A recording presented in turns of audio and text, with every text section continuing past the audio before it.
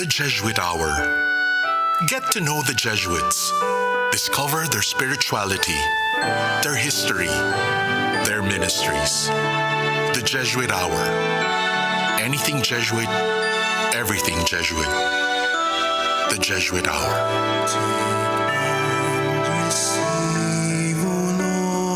Good morning mga katipuneros, magandang umaga po sa inyong lahat. Welcome sa ating pong programa dito sa Radyo Katipunan 87.9 FM. This is the Jesuit Hour and I'm your host, Father Nono Alfonso, SJ. Magandang umaga po sa inyo. Miyerkules, October 9, 2019. Simula po tayo sa isang dasal. Meron po tayong mga inaalalang mga santo po ngayon. And we have the words of Saint Ambrose about the martyrs to guide us into reflection. We take our prayer from Father James Kubicki, SJ. And so we pray. There are many kinds of martyrdom. Every day you are a witness to Christ. You were tempted by the spirit of fornication but did not want your purity of mind and body to be defiled. You are a martyr for Christ. You were tempted by the spirit of avarice to seize the property of a child and violate the rights of a defenseless widow, but remembered God's law and saw your duty to give help, not act unjustly. You are a witness to Christ. You were tempted by the spirit of pride, but saw the poor and the needy and looked with loving compassion on them, and loved humility rather than arrogance. You are a witness to Christ. What is more, your witness was not in word only, but also in deed. And so we pray, Jesus, I want to be your witness to you today. May everything I say and do be what you would say and do. Amen. Father, Son, the Holy Spirit. Amen. Okay. Ano po tayo ngayon, no? We are here in trembling and fear. Oh, grabe, ano? Kasi po, kasama natin, VIP sa campus. Campus figure. Okay, papakilala po natin. We announced before, ito pong ating guest. Yes, siya po ay by training ay isang canon lawyer, and he has been part of our marriage tribunals here in Manila. And he's been very active there. He was also professor, of course, and is pala, no? He's still teaching. And he was formator of San Jose Seminary also for a long time. Naalala ko po, nung bago akong pasok, nakilala ko siya as a vocations promotions director.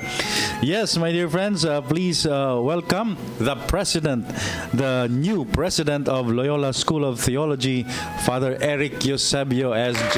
Good morning. Salamat, Father Nono, for the invitation. Sorry about last week. It's okay, Father. Busy naman talaga mga... Salamat, thank you. Father, yung mga Eusebio, kasi tumira ako sa Pasig. So, ang daming Eusebio doon. Yes. Are you related to them? Actually, at the moment, we do not see any connection because yung Eusebio namin, we're from Los Baños, Laguna. And then our great-grandfather migrated to Pandacan, Manila because he married somebody from Pandacan.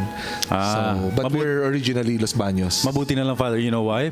Kasi si Brother Raymond Villesa Yes, I know. claims na kamag-anak niya yung mga Eusebio sa Pasig. You're right. So, kaya nga, I'm still trying to do research. I've been researching sa, the baptismal archives of Los Baños. But my next step is because the Eusebios of Pasig actually are, they're from Pulilan, Bulacan. So, the former mayor married somebody, I think, from Pasig. That's why they settled there. Okay, Father, before we talk about LST, yes. What does it mean to be a canon lawyer? Para po sa para sa ating mga dito sa Ateneo community, they don't know much about canon law. They know about civil law, no? Yes. Yes. So, can you tell us about that? Yeah. Since we are a reality, we are a historical reality as church, no. Definitely, we are not separate from the world. We we are part and parcel of civil reality. However, in the church, we are also an organization because the church is a very human institution. So because of that, we need also certain laws, guidelines. Recently, we speak more and more about protocols because we need them. We are human beings. Yes. So our experience as church is there are a lot of aspects. No, we have as church, we have organizations in different levels, from the chapels to the parishes to the diocese and up to the universal church. We run schools in the church. We also have a life of worship and liturgy in the church. So canon law basically tries to provide some guidelines in these various aspects of our life as church, and the real purpose really is to help each person, each Catholic, to live out his or her Christian life to the fullest. So, para maayos ang ating pakikipag-ugnayan sa isa't isa, ganun din ang pakay ng civil law sa atin sa simbahan, ganun din, para maging maayos yung ating pakitungo at yung ating buhay ng pakitungo sa Diyos. As much as possible, Father, yung canon law, yung mga batas ng simbahan, they do not contradict naman civil law. Hindi. Kasi sa hindi ko masabing 100% hindi. Kasi recently, meron tayong mga nababalitaan sa ibang bansa, sa ibang setting, na medyo contradictory ang sinasabi. Of course, like divorce. We don't allow divorce, that. And even yung sacrament of confession sa atin, talagang, this is a very sacred experience on the part of the Catholic and the priest, and we have what we call that seal of confession that is inviolate. Bakit? Is it being challenged? In other places, I heard somewhere, Europe they are kind of or at least they're discussing requiring that priest divulge such information. That's not acceptable for us in the Catholic Church. But in general, the Catholic Church, even if we have our own laws and regulations, we defer also to the regulations of the state regarding those which are compatible with our teaching. So, for example, lang sa canon law in general, that's for the Universal Church. In terms of we have a family code in the Philippines. We also follow the guidelines for the family code in the Philippines. Yung Father, yung I mentioned you're involved sa marriage tribunal. Parang is it true that hindi lang mga cases involving marriages ang tinatalakay dyan, di ba?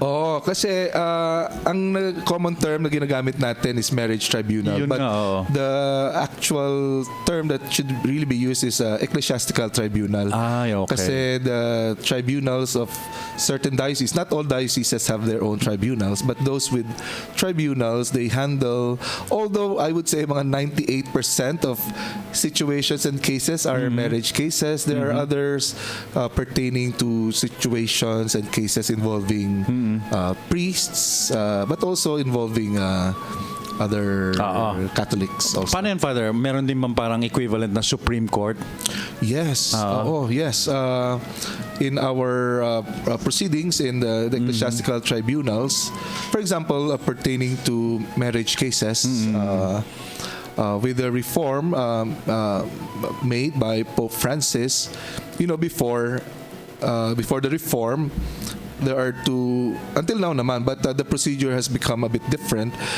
Each case that is decided on in the first instance, meaning the local diocesan tribunal, requires an automatic confirmation in the second instance, meaning in the Philippines it's called the Appeals Tribunal ng CBCP.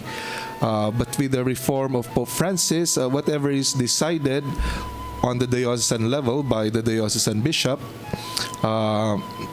is already effective unless one or both parties would appeal. But there's no more automatic appeal. So dati kaya humahaba yung proseso kasi Yes. packet ng packet. Oo, mayroon pang isang level na automatic. But part also of the what we call delays, no, in the processing of marriage cases is really, it's because the process doesn't take too long, except for that, no. But in many cases, at least in the Philippines, as far as I know, most tribunal workers, meaning judicial vicars and also the judges who work in the tribunals, I might be wrong, no? I'm open to be corrected. Most are working part-time. Yun. And for example, I know a judicial vicar here in Metro Manila. Aside from being judicial vicar, and he handles the marriage cases of the diocese or archdiocese, he's also parish priest of a big parish in Metro Manila. Parang kayo, Father. Okay, so I work here in LST. Before I was just a teacher or also an administrator. I was also working. So it's you try to juggle your time. It takes a while because the full acta, the documentation is given to us as judges. We had to study practically each page thoroughly. Wow. And for one who pens the decision, the opponents, it takes a real good deal of time and effort and reflection also to be able to write the sentence. Wow. So that's part of the reason most of us are working part-time. If we were working really full-time, then mas mabilis ang pag-process. Paano, Father, yung setup ng court? Meron din man parang fiscal na prosecutor at meron ding defending lawyer? Medyo iba ang setting. There is one, for example, if a petitioner brings a case to a marriage tribunal. Of course, there are tribunal staff there. We call them secretaries, but they're also notaries. I know in one tribunal they always assign somebody, a canon lawyer, who will kind of assist the person, parang advocate. No? Parang advocate. But when the process begins, in terms of the collection of documents and the hearings themselves, medyo iba na because the process is a very private setting. Unlike in the civil sphere, I have not been in a court, but what I see in television, yung may mga tao, it's really public. Everything is really, really two parties very public. And their lawyers. Yes.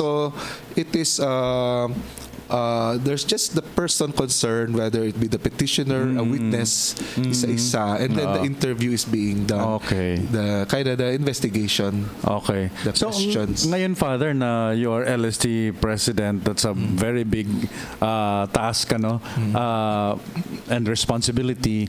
Are you able to participate in the... Yes, so just recently we were able to in Novaliches, Novaliches. So in a case there, I was instructor of the case. So so I'm still able to devote some time. But I had to kind of inform the person in charge, the notary there. Could you give me like 1 month or 1 month more? Yeah. Para magawa ko yung kailangan kong gawin, because I really had to study the case. But also in Parañaque. Ano ba, Father? As far as you know, do we have enough canon lawyers in the church? Really, I think we do not.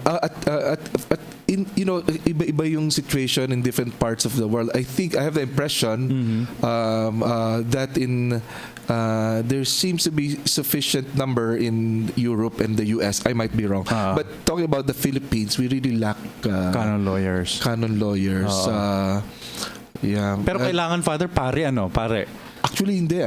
Hindi. In fact, when I was studying in Rome, during my licentiate and my doctorate studies there, for example, sa licentiate at the Greg, I had a lot of lay people, classmates, a number of them civil lawyers. Okay. Now they were studying at that time canon law pwede pala. in order to help in the church tribunals.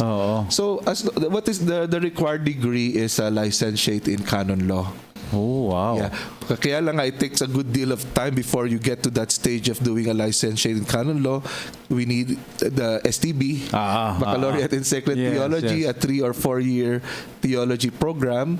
And then, of course, before entering the STB, we need philosophy pa. So, there are not really too many. So mas madali kung pari na, 'di ba? Pari Kasi na, meron ng mga ganon. Oo. Kasi naalala mo, Father, 'di ba? Meron kaming ano dito, volunteer, si Risa Kiaopeng, who's the editor of Brother Bo Sanchez's Yes. magazine Kirigma.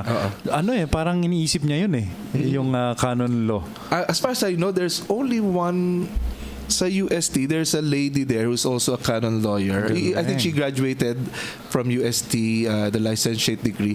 She's working in some tribunals, and that's very good. This is a lay woman who really they know what the struggles of lay people who are into these relationships in marriage.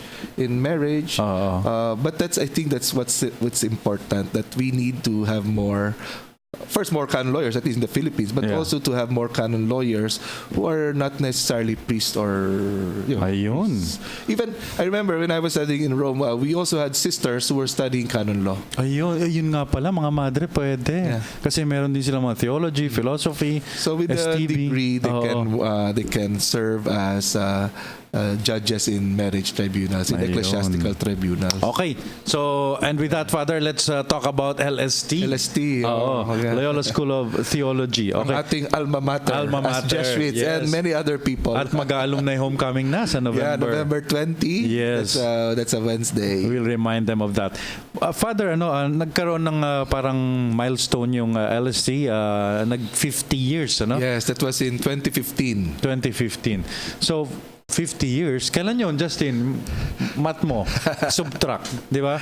1965. 65, Oh, yes. ikaw talaga. Okay. 1965, Yes. So, Father, what would you consider as parang, ano ba yung pinaka-objective talaga nung tinatag yung LST? Yes. As far as I know, ang LST ay binuksan noong 1965, bahagi ng Loyola House of Studies. Yun, Ang pagkakaunawa ko nung panahong yon, wala pa talagang LST. Wala pa.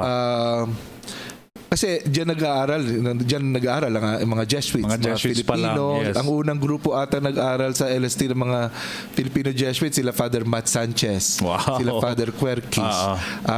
Merong ibang mga religious congregations na at that time matagal na rin natin kasama, mga OMI, mga Passionists, mga Benedictines. So sa isang malaking complex, nandiyan nakatira ang Jesuits, may mga classrooms din. It was supposed to be the theologate, if I'm not mistaken, of the Jesuits of Asia or Asia Pacific. That's why there were other Jesuits from other countries here. And then even at that time, meron na rin palang may mga madre na rin na nag-aaral. Basically, madre pa lang, wala pa yung lay people later. So it actually started as a place for theological formation of Jesuits and other members of religious congregations. And the mission is really formation. Not just academic formation, but also ministerial formation, yung kanilang experience of ministry while they are being prepared for ordination. Kaya nga sigurado ako nung panahong yon ay nag-apostolate siguro sila sa barangka. In fact, nung naalala ko, nung nasa San Jose ako noon, college ako, 1982 to 86, wala pang De La Costa homes dyan eh. Lalakad pa kami sa Pilapil. Papunta dyan sa barangka. Yung mga ibang Jesuits, doon din sila nag-apostolate. So, ngayon, wala na tayo sa parokya, sa baba. Pero ganun pa man, yung ating academic formation, laging may kaakibat na apostolic at ministerial formation. So yun yung original purpose talaga ng ang pagkakaalam ko ng LST. Through the years, ganun pa rin, ang ating mission pa rin ay patungkol sa paghubog, pero mas lumawak na yung ating laki-laki pinaglilingkuran. Laki-laki na ng LST ngayon in many senses. Noon ata, ilan lang sila, siguro mga 20 lang siguro, mga around that number, 30. Oo. Father, isang milestone sa history ng LST nga, sabi ko nga, lumaki na, yung siya ay naging ecclesiastical, ano man tawag doon? Naging ecclesiastical faculty siya. Faculty. Anong ibig sabihin nun, Father? Nung simula, nung 1965, bagaman meron tayong mga professors, marami sa kanila, sumakabilang buhay na, meron tayong 3-year program ng theology ata. There was a time naging 4-year program ng theology. Nung panahon yun, hindi pa tayo nakapagbibigay ng degree sa mga graduates natin, sa mga pare. Yung degree na yon ay yung Baccalaureate in Sacred Theology. Okay. Pero, so pag natatapos, saan ang gagaling yung degree? Kumbaga non-degree sila. So ang tawag noon hanggang ngayon, meron pa rin tayo tinatawag na seminary program. Okay. Yung program na makukuha nila yung lahat ng subjects na kailangan para sa ordination. Nung panahon ng bandang kasi nung 80s and then until nung 1990s, na-ordain kami kasi nung 1996 at natapos namin yung theology 1996, nakakakuha kami ng degree, na ecclesiastical degree from Furen Catholic University sa Taipei. Kasi nung panahon yon ang LST affiliated sa Taipei for the purpose of granting the Jesuit, degree. A Jesuit theologate. Wow. So siya, ecclesiastical siya. Ecclesiastical siya. Ngayon, nakita ng ating mga superiors na mahalaga din na yung graduates ng LST magkaroon ng degree. Nung panahon yon, wala pa tayong kakayahan magbigay ng degree, kaya affiliate muna tayo. Kaya yung aming diploma noon ay nakasulat ay Furen Catholic University, Taiwan. Wow, gusto ko yata yun. Hindi kami nakayapak doon. So, pero anong ibig sabihin nun, Father, na wala pa tayong capacity? Is it the faculty? Kailangan ako maliit pa lang? What does that mean? Maraming iba-ibang factor. Unang-una, siguro kulang, maliit pa ang faculty. Pati na rin siguro yung number of students. Correct. Kaya, nung panahon yun, lumaki-laki ng LST. Kaya, dahil hindi pa tayo, kasi mahaba-habang proseso yon, nagsisimula sa affiliation. So yun yung unang step na ginawa ng ating superiors. Pagkatapos ng ilang taon ng pagiging affiliate, nagkaroon tayo ng pagkakataon para mag-apply sa Vatican para tayo mismo ay maging ma-establish ng Vatican na Ecclesiastical Faculty of Theology. Kapag nangyari na yon, maaari na tayo makapagbigay ng degree mismo na hindi siya civil degree pero it's a degree na recognized ng Vatican. By the Vatican. Ganyan lang ginawa. Ang pagkakaalala ko ay ang mga talagang nagsikap magawa yan ay sila Father Pedro de Achutegui. Siya ata ang president ng LST noon. Sa tulong ng suporta ng Catholic Bishops Conference of the Philippines, very much so supported also by the late Jaime Cardinal Sin. Tayo ay kumbaga ay na-endorso ng CBCP sa Holy See para maging ecclesiastical faculty. So matagal yung proseso kasi parang inabot pa ng term ni Father Joel Tabora, no? Tama-tama. Noong 1998 ata yun, doon tayo kumbaga binigyan ng na-establish bilang ecclesiastical faculty ng Vatican sa pamumuno yan ni Father Tabora, Father Joel. Ano yan, Father? Bukod sa atin, sino pa yung may ecclesiastical faculty? Sa Pilipinas, dalawa lang tayo, no? Wow.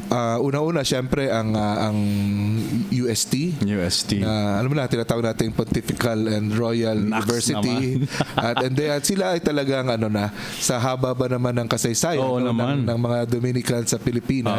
Kaya sila ang sa kanila, ang UST, ang tawag sa kanila ay it's a pontifical university. Ano namang ibig sabihin nun, Father? Ang Pontifical University, hindi ko sigurado yung mga technicalities, pero kailangan ng mga at least 3 or 4 faculties recognized by the Holy See para maging pontifical university, no? Siyempre, yung recent years nag-iba na yung configuration. Pero nung panahong maybe 100 or 200 years ago, iba yung setup noon. But eventually, naging ano. And then, sa UST rin, meron silang tinatawag na ecclesiastical faculties. So ano ba yun, Father?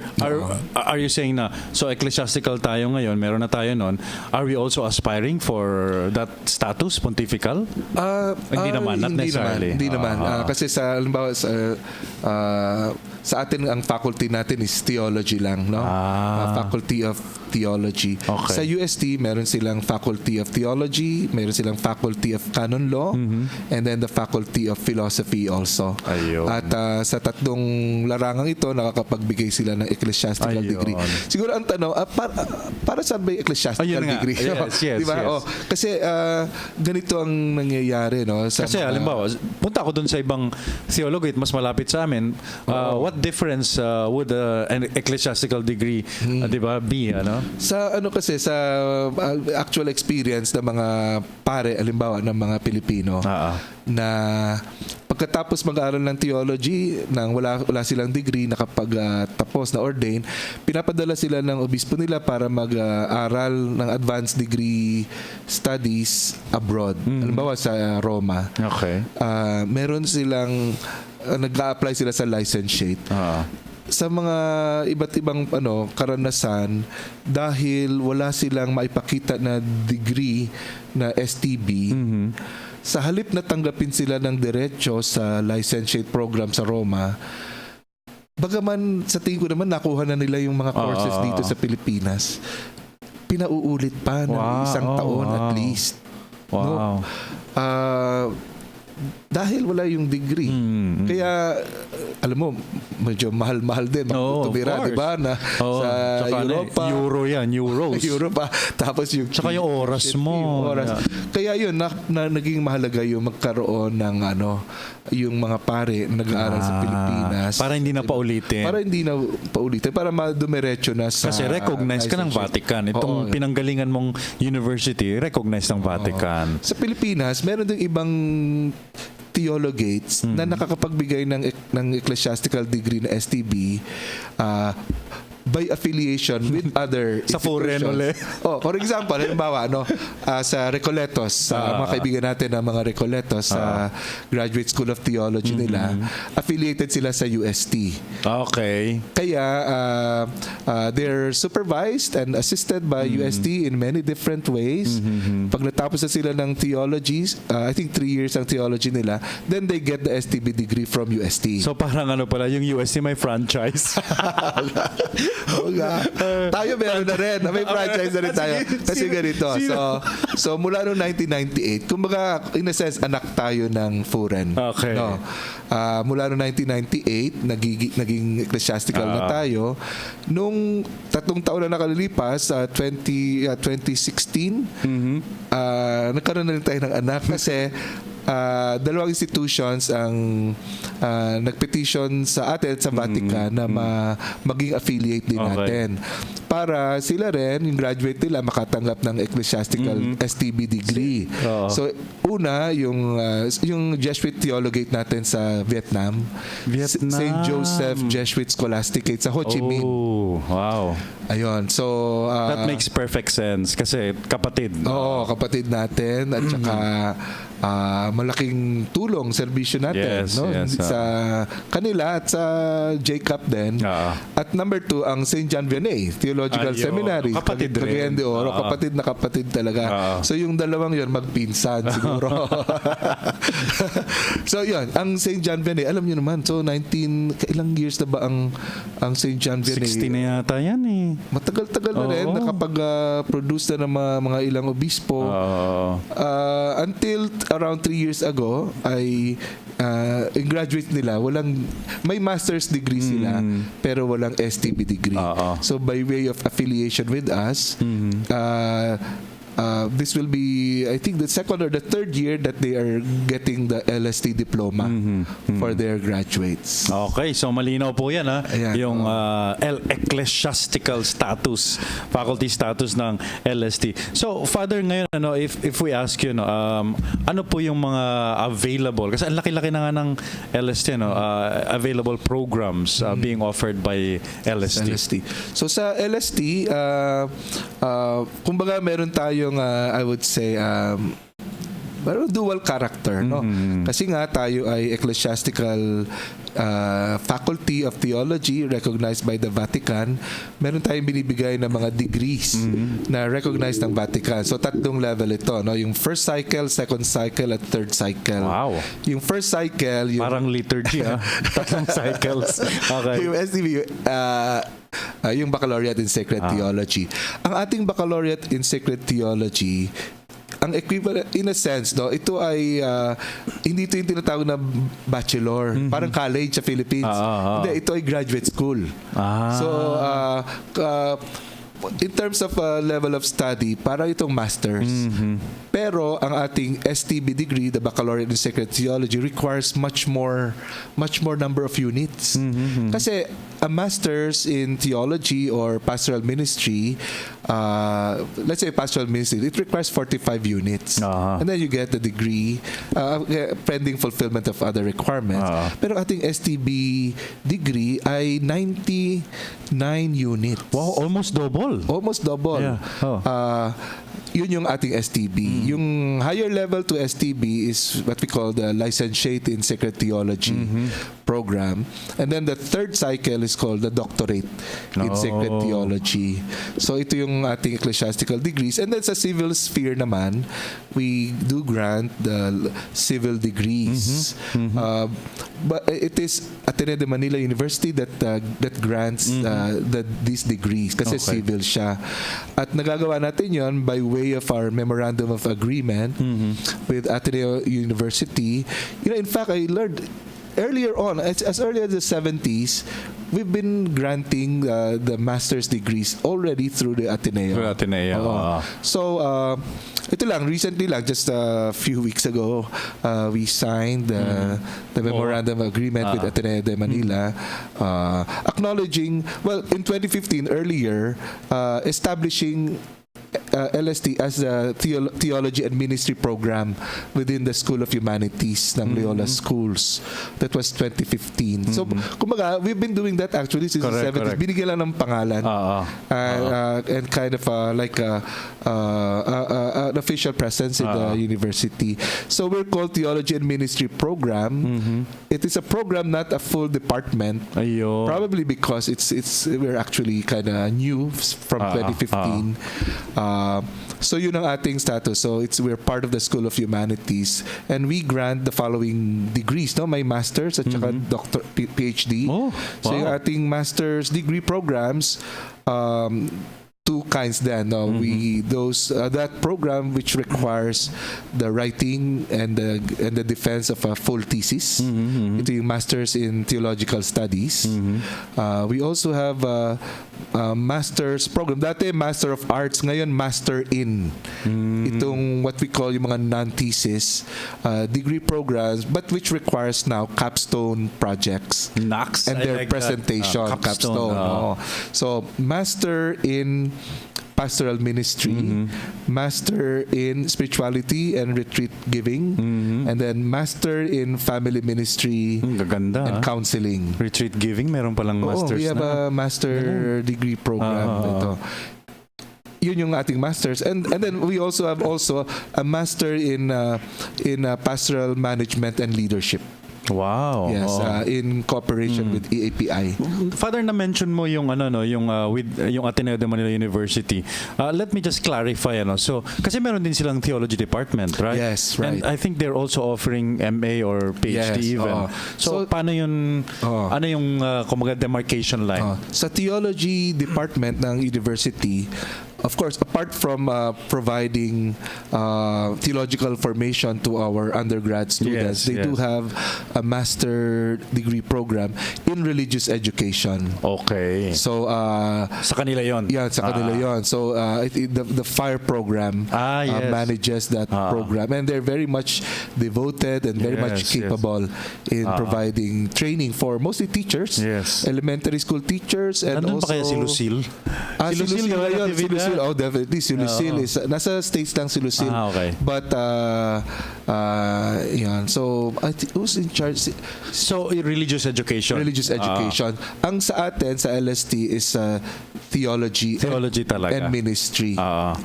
So, kaya yung ating doctoral degree programs would be two, no? Yung PhD in theology, at saka it's a relatively new program, yung Doctor of Ministry program. Yan. So we have two doctoral programs. So Father, in terms of the relationship of LST sa Ateneo de Manila, dun lang yun. Kumbaga, we are considered a program. Through the humanities. Yeah, School of Humanities. School of Humanities. But we are basically autonomous. Ganun ba yun? Yeah, in regard to our ecclesiastical degree programs. So therefore, in our relationship with the university, everything that pertains to requirements and then the policies that govern yung civil degree, masters and PhD programs, we follow everything that the university requires.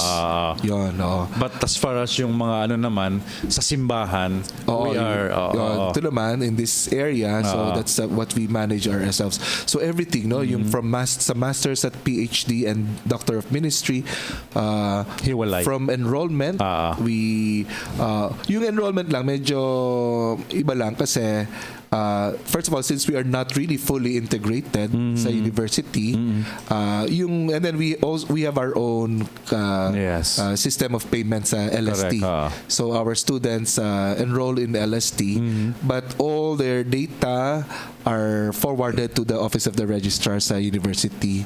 Yung admission also from there, from admission we follow all the regulations of the university. Father, ngayon ang laki-laki na ng LST kumpara nung 1965, of course. Halimbawa, Father, yung student population, parang ang laki-laki na, no? Malaki na.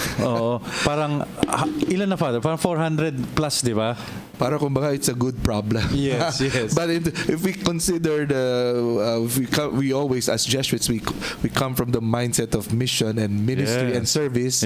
So that's something that's a problem that we willingly embrace. Correct. So ito, we have nagdala ko ng of course. Gusto ko maging mas precise kasi alam ko kung tatanungin mo. Mabuti na rin handa at saka precise. Thank you, Father. So we have 471 students in LST, and they belong to different programs. So we have degree programs yung nabanggit ko, but we also have certificate programs. Among this number 471, ang Filipino ay 278.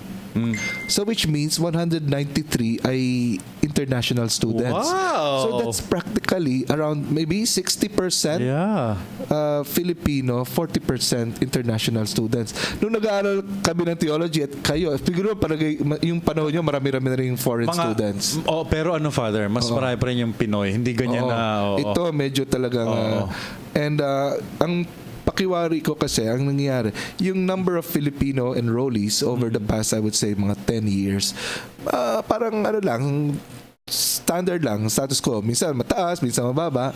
But yung constant increase in population is coming from our international students. Galing.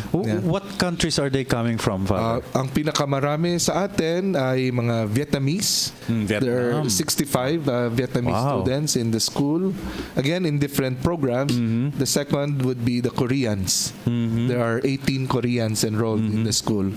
And then the Indonesians are 14. And then ang Indians, there are 14 Indians. And then Chinese, 13. Myanmarese, 10. And then the rest, mga 8, 4, 2. Pero meron ding, Father, kasi ito Asia yan, di ba? Malapit-lapit sa atin. Pero I think meron ding as far as Africa, di ba? Yes.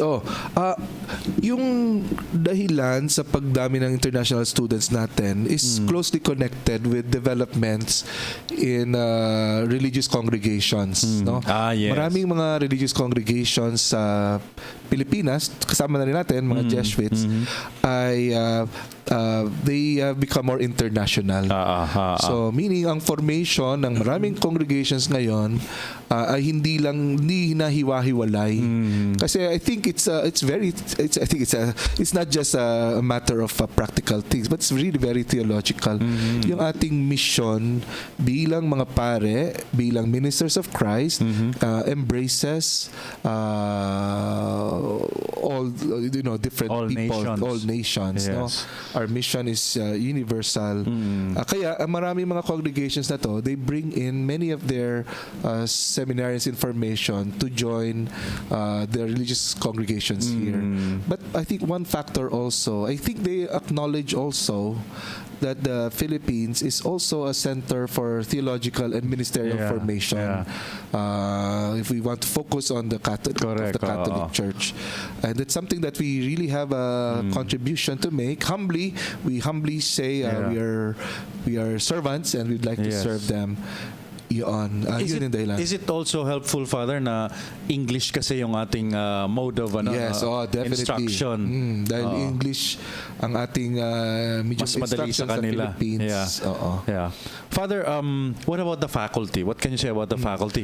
Has it also, syempre, it should also grow with the student population. Tama. And yung ating composition of faculty should reflect also the internationality of our students. Dito medyo challenge siya, no? Kasi syempre majority of our faculty members are Filipinos. Very much ably trained in theology and ministry, but also with a lot of pastoral experience. I think that's one thing that's really quite strong dito sa atin, sa formation natin sa Philippines. No? When we form seminarians, priest-to-be, but also when we provide formation for lay people and sisters in the various programs, we do not just impart yung intellectual matters, the academic part, and our professors have that. Have both, no? Yung the academic knowledge, but also the experience that they bring into their teaching. So, in fact, many of our Filipino teachers have many other apostolates, no? Alam mo naman, mga Jesuits, di lang isa apostolate. Marami racket. Pero yung atin din yung mga counselors natin from dito sa kapitbahay sa CEFAM, apart from a number of them are obtaining the doctoral degrees, they have a lot of pastoral counseling experience. So yun, majority ay Filipino pa rin, but we have been trying to in the past years also internationalize our faculty Talagang members. may conscious effort kayo, Father, na invite foreign So in fact, instructors. we've been discussing year after year I guess with major superiors through our provincial, but also through our JCAP president, to make available some of their Jesuits in their provinces who are trained in theology and ministry to be able to teach here. Okay. So for the meantime, we have Father Hartono, Budi. For a while, we also had Jojo Fung. Of course, we still have Jojo Fung. He's just on sabbatical ngayon. No? Nagsusulat ng libro na naman. But there are a number, I would say 2 or 3 are currently in special studies trying to obtain their doctorates. So that in the future, hopefully soon, in a year or 2, if not, siguro 3, they could come to LST to teach. Hindi ko na lang babangitin yung pangalan nila, baka ma-pressure. Pero maliban doon, ito yung magagawin silang hopefully stable members of the faculty. Galing. But habang di mo nagagawa pa yon, may kilala ko doon isa eh. Meron ba? Generation ko. Okay. Ang ginagawa ngayon, we bring professors from abroad to teach here, kahit na isang semester lang or a quarter. Okay. Yon. So, example, we have actually tatlong Italiano to. These are Xaverian. One is a former Xaverian, but three of them with connection with the Xaverians. They teach our Asian religions, no? Yung Confucianism, Buddhism. And then after teaching, then they come back to where they are actually teaching.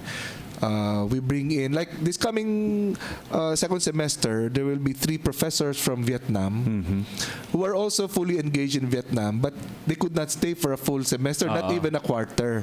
So each one of them will come at different times to handle certain modules. A sister will stay for a longer period of time, and then after the whole course is done, then they go back to Vietnam. So just to have foreign teachers, international professors to come over to share their modular expertise. na lang, yeah. Oh, modular. So, wow. And then we've been also being assisted by, some benefactors to be able to fund these. We actually pay for their transpo expense and everything, and willingly and profitably so, kasi they are able to help us also and our students. What about the facilities, Father? I heard na Father Francis Alvarez, meron siyang, paano ba yun? Yung Skype, Oo nga, nag-offer na si Francis ng online course using yung Zoom. Oh, wow. I think it's more useful compared to Skype. Pero di ba yung mga estudyante niya sa Africa? Oo. Diba? Yes, nagkaroon ng klase na si Francis. I think ngayon, meron ba ngayon? Alamin ko kung pero that's something that we hopefully, some of our other professors can begin to learn and be more comfortable with. Kasi maraming nagtatanong about online. Yes. Hindi lang online courses, like recently may nag-inquire, does LST offer a full degree program online? Oo, yung mga dati correspondence schooling, di ba? Hindi ko lang alam kung sa university kung meron ng gano'n, no? Wala pa. Wala pa ata. Wala pa. Ayun, and then of course I'm sure they need to provide certain guidelines. UP. So yeah, but I think ganito rin, for me, while that technology is good, no, and that would facilitate people living away to be able to study.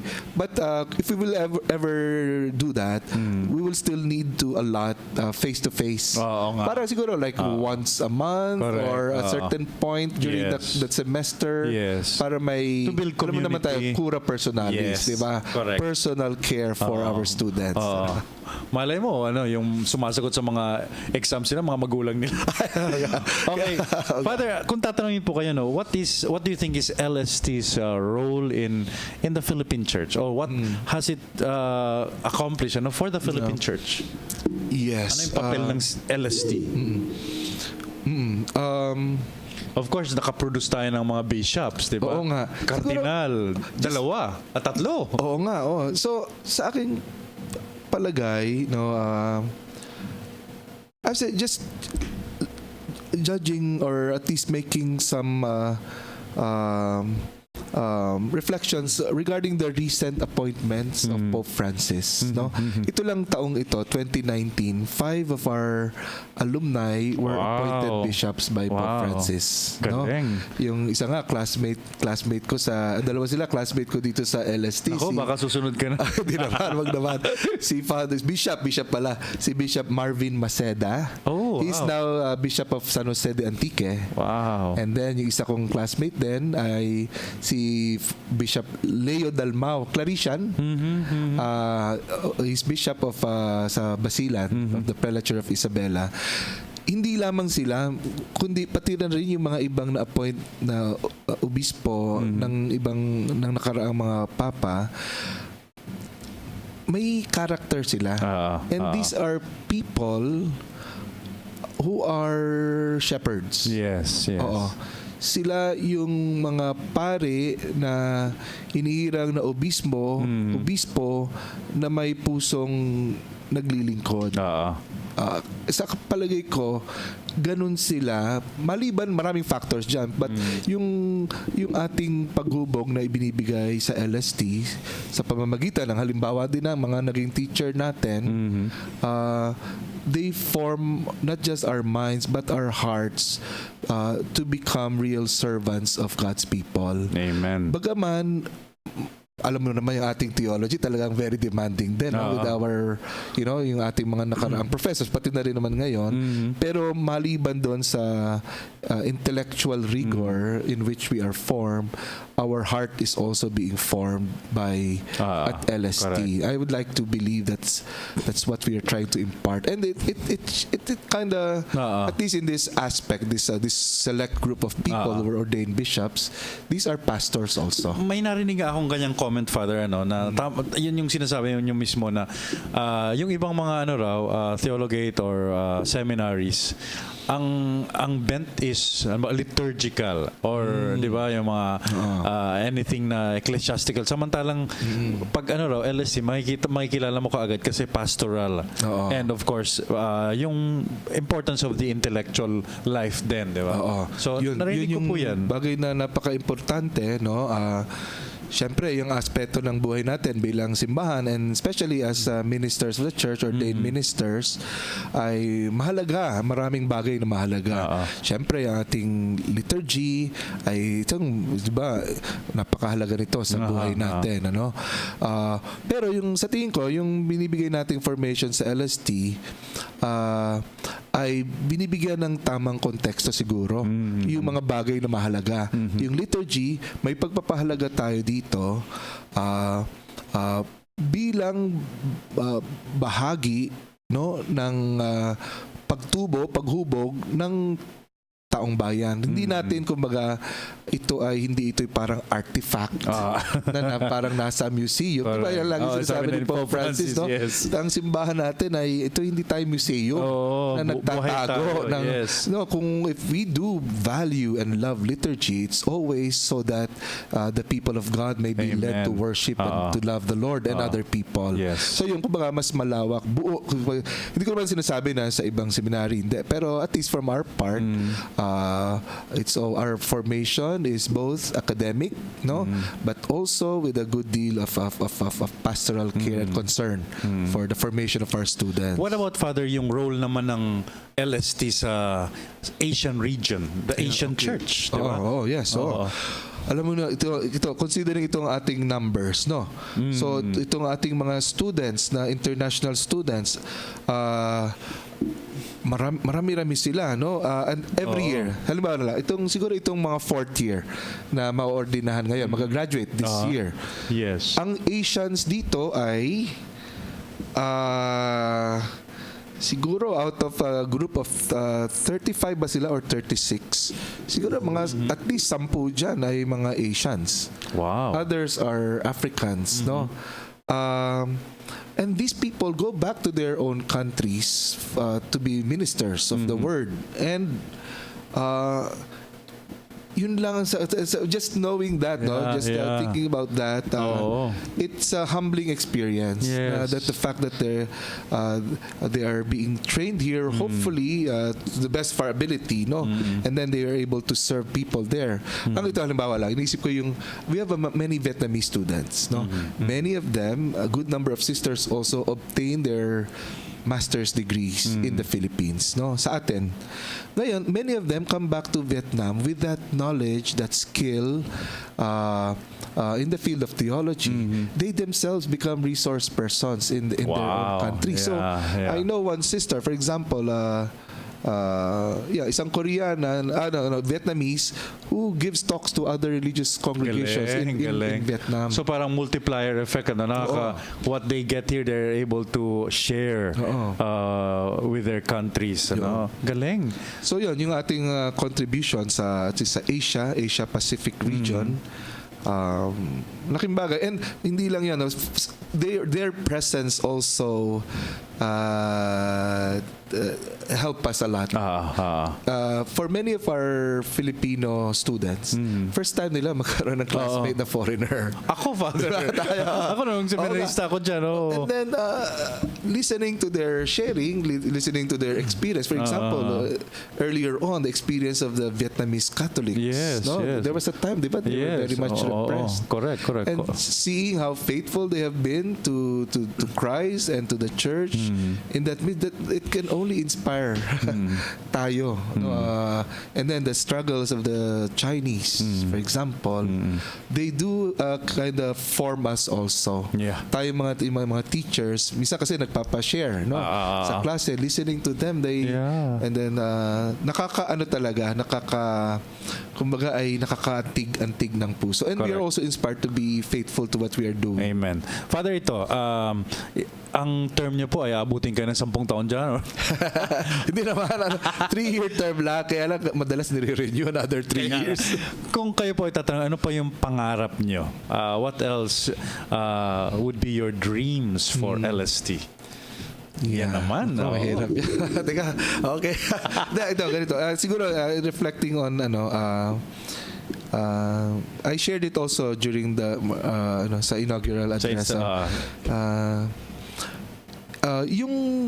Yung idea ni Pope Francis, he came out with this guidelines or document, we call it Apostolic Constitution, yung Veritatis Gaudium, regarding the renewal of ecclesiastical faculties. No?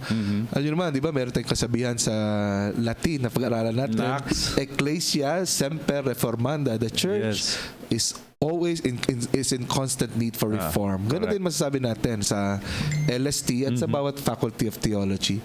LST, while in general we're happy with what we're doing, we always need to reform ourselves. Sabi ni Pope Francis, 3 bagay. At syempre ito ay hindi lang magmumula sa akin as a president, but we need to discern altogether. As a community. And as a university. And to find the proper setup to be able to do that.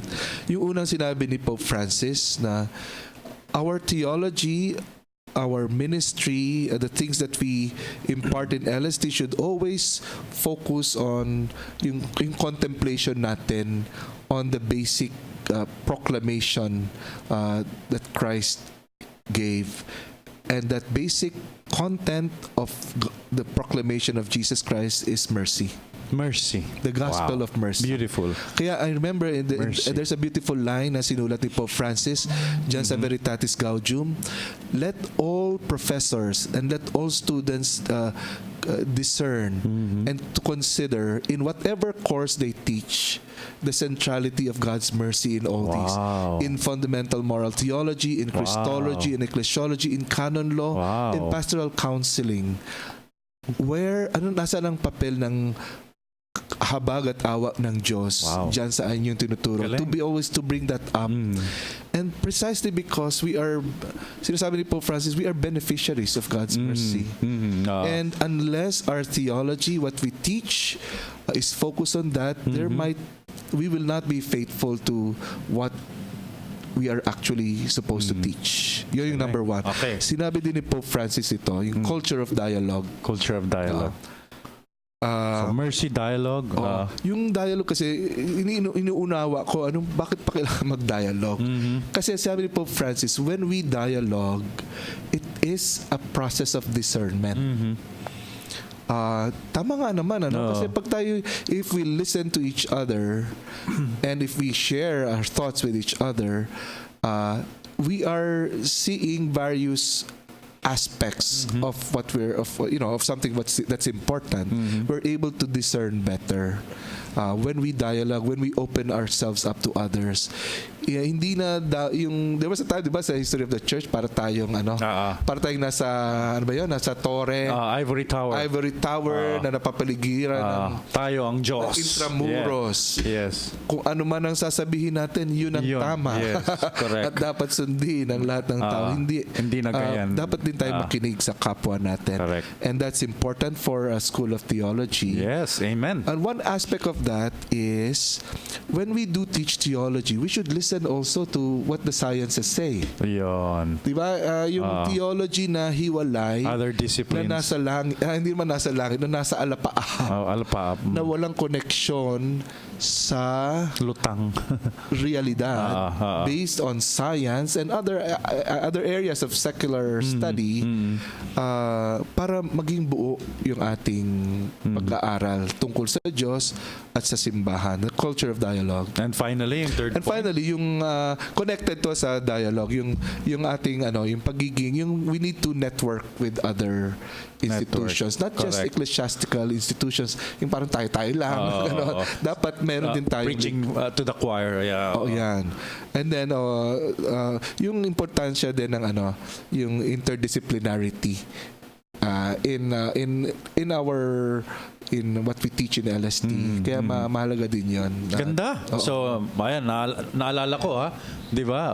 Mercy, dialogue and networking and interdisciplinary. Meron may interdisciplinarity at may cross-disciplinarity sa sinasabi ni Pope Francis. Okay, batiin lang natin, Father, bago tayo mag-goodbye. Okay. Maraming nanonood po sa atin. Si Jenny, si Rosalino de la Cruz, de la Paz, Lester Manjola, okay, si Julius, si Catherine, si Anthony Perez, good morning daw, si Jeter, my practice, sorry Jeter, Edith Ontivero, si Alice, at nanonood ang mga friends natin sa Zamboanga, si Father Louis Catral, Father Karel, hoy, magtrabaho kayo.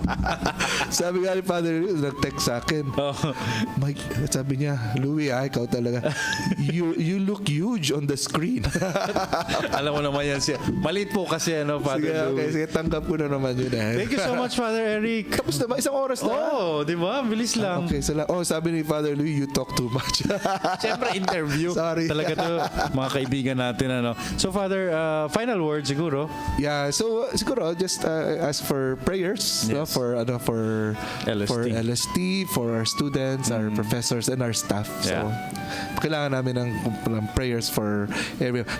But also maybe if I could say something. Yeah, sure. What we are trying to do now is to help, to support people in need.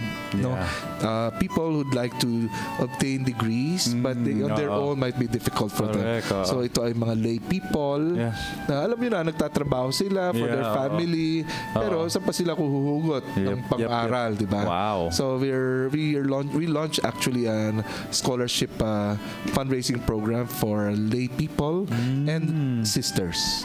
Religious sisters. Galing. So, those who'd like to help us out, because these lay people and sisters are our partners in our ministry as priests, including in our ministry of theologizing in the church. Amen. So, pray for us. Thank you so much, Father Eric. Yan po, napakinggan nyo. Direct from the President na. The President of Loyola School of Theology, Father Eric Eusebio, S.J. We thank him and we pray for his ministry, his huge responsibility as President of LST. Hanggang bukas po, this has been the Jesuit Hour, and I'm your host, Father Nono Alfonso, S.J. Have a nice day. Thank you. Thank you. The Jesuit Hour. Get to know the Jesuits. Discover their spirituality, their history, their ministries. The Jesuit Hour. Anything Jesuit, everything Jesuit. The Jesuit Hour.